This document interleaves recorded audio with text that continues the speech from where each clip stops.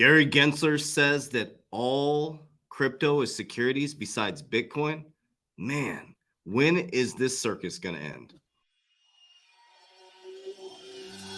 I ain't gonna give in now, I just gotta live this now. I be gonna be when I'ma kill this stuff real quick. I'ma go take it to town, cause I gotta be that king in the ring when I'm knocking them out when I'm back with the whip.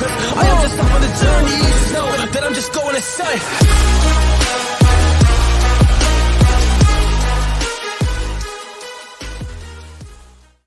Warriors, rise. Grand rising, good evening, warriors all over the world. I want to start out with an attitude of gratitude and share with you. I love you, and I appreciate you very, very much. Very thankful for all of you watching and you being my friend. So let's go ahead and kick it off with some light, love, and positivity. Remember, everything's going to be okay. This is nothing new under the sun. But Gary Gensler now is calling every single cryptocurrency besides Bitcoin a security.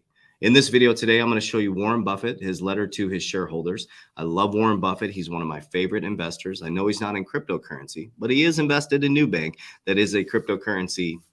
They're in the cryptocurrency ecosystem. But I'm a Warren Buffett style investor in crypto. Long-term, fundamental, real-world solve cryptocurrencies. Also diversified from crypto into precious metals. Small business, I'm diversified across multiple companies. Okay. Leverage life insurance, and many other investments that we're stepping into as we move into this new quantum era. If you want to coach with me privately, click the link down below to apply for my private coaching program. If you want to jump right into our Warrior Academy, 7 days for free in 2023. Everything in the description down below. All right, so we're going to dive right into it. First, we're going to watch a video from one of my favorite investors, Warren Buffett. The thing I love about Warren Buffett is, number one, he started investing back when he was, I think, 10 or 11 years old. And he read a book called The Intelligent Investor when he was 12 years old. So he went from investing in the market, which is emotional, into investing in true companies, which is the intrinsic value of the actual company. So I decided, after getting wrecked in crypto and doing what 99% of people do when new innovative technologies come out, they get stuck in the boom and bust. I decided to educate myself, and I decided to operate like the multimillionaires and the billionaires. And my life has radically changed in the last 4 years. I went from completely broke on my mom's couch to building multiple companies, taking one over 7 figures. We're building another one over 7 figures. And I'm about to build another one over 7 figures. And I'm going to continue that as well. So cryptocurrency is part of my diversification of my portfolio. And because of the education of people like Warren Buffett, Intelligent Investor, Think and Grow Rich, Rich Dad, Poor Dad, Richest Man in Babylon, I took all these concepts and I started applying them in my life at a very small level, and I'm just starting to expand. I always tell people I'm just one step ahead. That's it. I go forward, I forge away, I build safety, and then I come back and teach. But I'm 46 years old. I don't have time to play games with my money. So I'm very secure. I'm safe. I don't make rash moves. And when I make a move, it's going to be a move to secure and then regrow that wealth. That's why I love listening to Warren Buffett and his letter to his shareholders. But he gives us 3 key takeaways that we can take into cryptocurrency. And then we'll dive into Gary Gensler.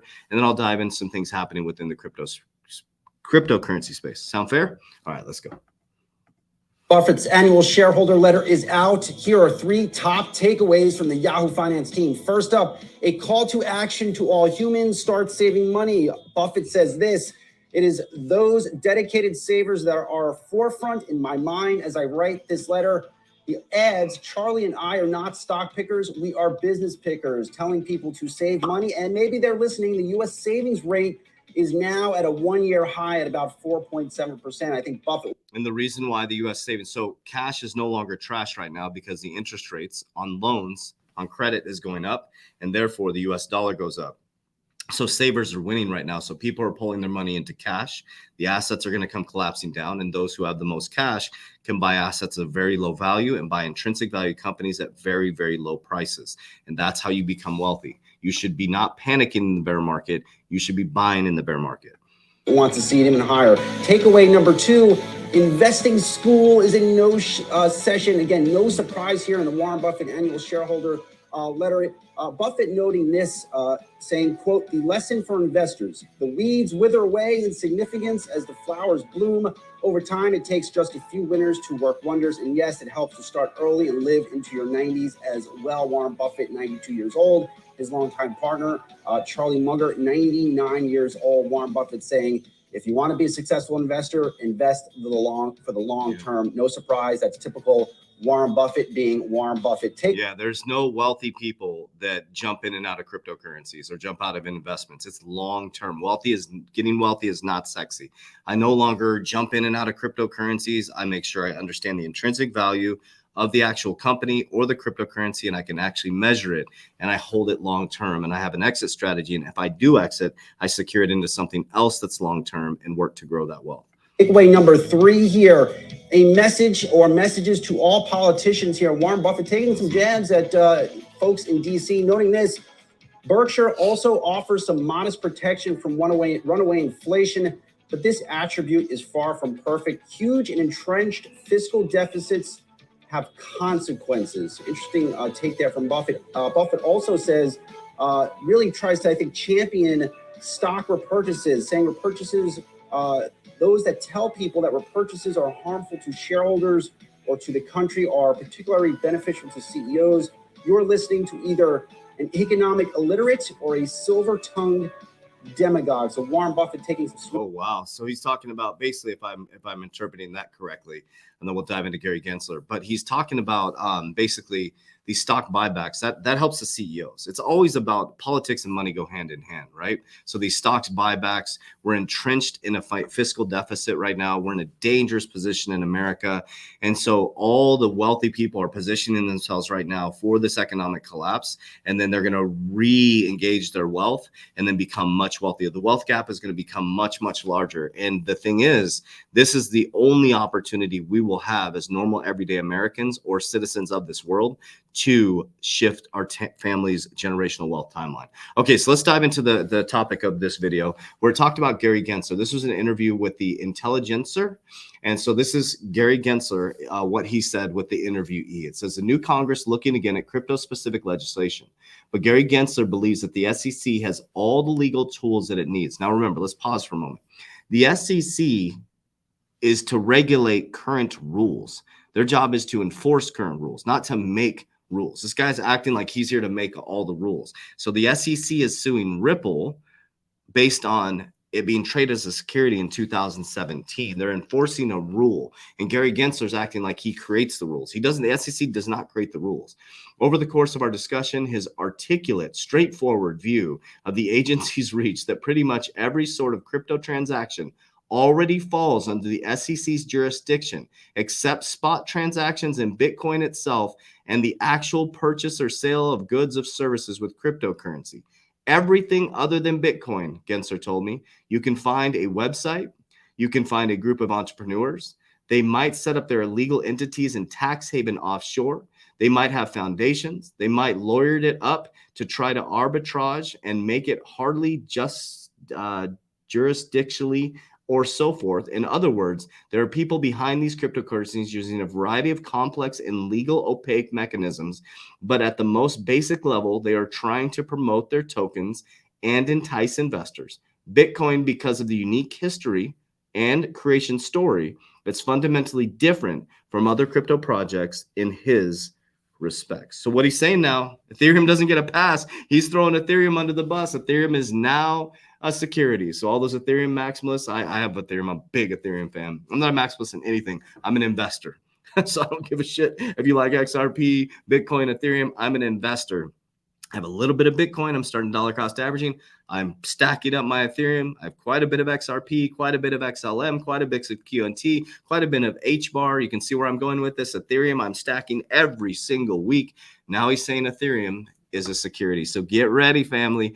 Get ready for fireworks coming up, okay? So I want to dive into this. There's some news that hit February 27th. Coinbase to suspend Binance USD stablecoin, saying it doesn't meet listing standards, okay? So we're starting to get to the monopolization, guys. Coinbase, Circle, which I'm going to show you in just a moment. Coinbase and Circle are going to be dominant forces in America for cryptocurrency. Good, bad, indifferent? I don't know. I'm just following the money. Okay, Robinhood faces SEC investigation over crypto business. The SEC hit Robinhood with a subpoena in December regarding the company's crypto listings and custody of assets, the firm disclosed today. So they're going after everybody, okay? And I want you to watch the back end of this video with me. So only 572 views. Nobody's watching this stuff, fam. I'm diving into the Bank of International Settlements, the IMF, World Economic Forum. This is how I make my financial decisions, not off some YouTuber or TikToker like myself. I am literally making decisions based on where the money flow goes. So we're going to watch the back end of this big tech and crypto world with the BIS, Bank of International Settlements. And then I'm going to take you through some facts, figures, numbers, logic, and where the money flows are going. And this issue around what big techs are up to in the crypto space. From what we understand, what I understand, that some big techs are making sizable investments in blockchain companies. We heard that Samsung is reportedly considering launching a cryptocurrency exchange. What do you make out of this? Are we just in the beginning of seeing a large big tech companies' involvement in the crypto space, or are they still playing sort of with their cards close to their chest? Again, I don't have any special insight, but my understanding of what's happening is that right now everyone is reconsidering their priorities, not just in crypto, but as you've seen, tech firms are busy doing layoffs and really refocusing on their core business, cutting costs. There's a lot of enthusiasm around AI, actually, and that seems to have taken over the narrative that was on crypto. I think that's all positive. When it comes to crypto, my hope is actually that the focus will shift away from hype, speculation, some of the things we've seen even around non-fungible tokens, and towards technology that can actually solve real problems.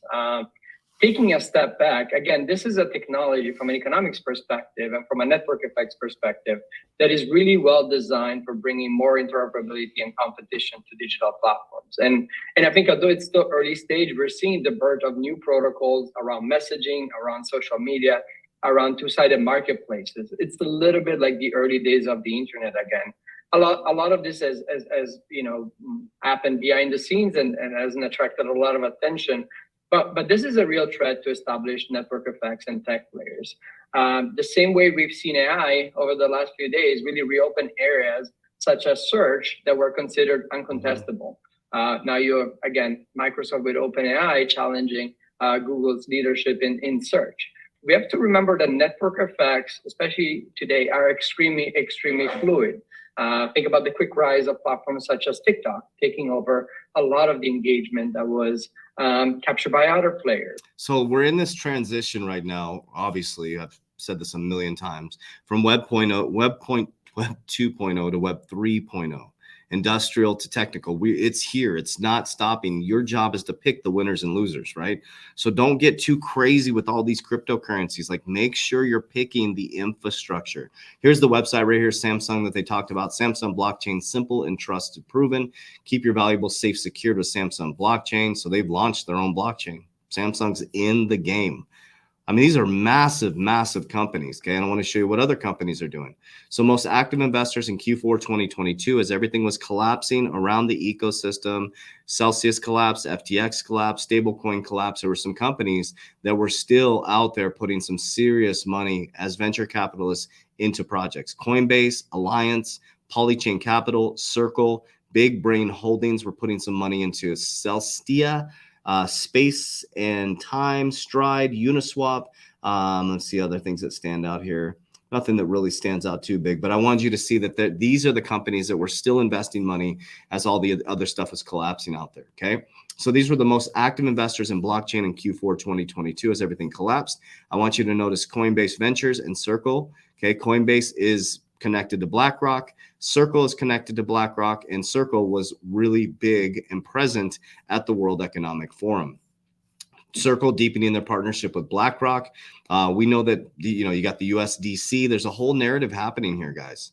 Look at USD stablecoin coming off of Coinbase listing to suspend Binance's. We got the relationship with USDC, BlackRock. And we know Coinbase, I've said this a million times, you got to repeat the same thing so it gets ingrained in your subconscious mind. BlackRock is connected to Coinbase. So Coinbase, BlackRock, and Circle are all interconnected. So would you make your decisions based on YouTubers or my information or a TikToker throwing it out there? Or would you make your decisions based on BlackRock, Aladdin, one of the most sophisticated trading platforms in the world, what the BIS is saying, what the World Economic Forum is saying, what the IMF is saying, what Janet Yellen is saying now? She's out there. Tweety Bird is out there. Sorry, I had to say it. Gonzo calls her Tweety Bird. I just had to say it. Sorry, she looks like Tweety Bird. She's cute, but I lost my train of thought. You know what I'm saying? Like, just guys, just stop looking this way as everybody looks this way. Start looking this way. So I love you guys. That threw me off. So big shout out to Tweety Bird. Get out there, Janet Yellen, and make things happen. Love you guys. I appreciate you. No disrespect to anybody. I love every single human being out there because I got my own problems going on. I'll pull the log out of my eye before I pull the straw to yours. Love you guys. Warriors, rise, get your shit together. Let's go.